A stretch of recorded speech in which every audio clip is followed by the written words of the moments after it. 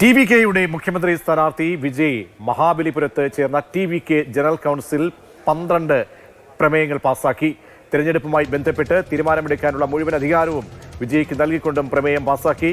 പ്രചാരണത്തിന് ആളുകൾക്ക് സുഗമമായി നിൽക്കാൻ സാധിക്കുന്ന ഇടം ചോദിച്ചിരുന്നെങ്കിലും അനുവദിക്കാറില്ലെന്നും മറ്റ് പാർട്ടികൾക്കും നേതാക്കൾക്കും ഇല്ലാത്ത നിബന്ധനകൾ ടി.വി.കെക്ക് നൽകുന്നുവെന്നും വിജയ് പറഞ്ഞു. വിജയുടെ പ്രതികരണം ആദ്യം.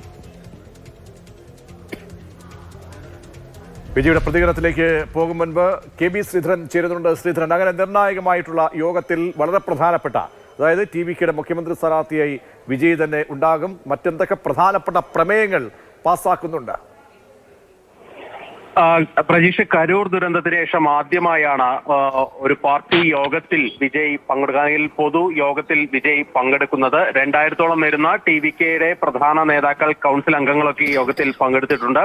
ഏതായാലും ഈ യോഗം ഐകകണ്ഠേന വിജയെ മുഖ്യമന്ത്രി സ്ഥാനാർത്ഥിയായി പ്രഖ്യാപിച്ചുകൊണ്ടാണ് പിരിഞ്ഞത്. മറ്റൊരു പ്രധാനപ്പെട്ട കാര്യം, ഈ വിജയ് അണ്ണാ-ഡി.എം.കെ സഖ്യത്തിലേക്ക് പോകുമെന്ന അഭ്യൂഹങ്ങൾക്കിടെയാണ് ഇത്തരത്തിലൊരു പ്രഖ്യാപനം കൂടി വരുന്നത്. അത് പറയുമ്പോൾ തന്നെ ഈ തിരഞ്ഞെടുപ്പ് സംബന്ധിച്ച് എല്ലാ തീരുമാനമെടുക്കാനും വിജയെ ചുമതലപ്പെടുത്തി എന്നുള്ള ഒരു കാര്യം കൂടി പറയുന്നുണ്ട്.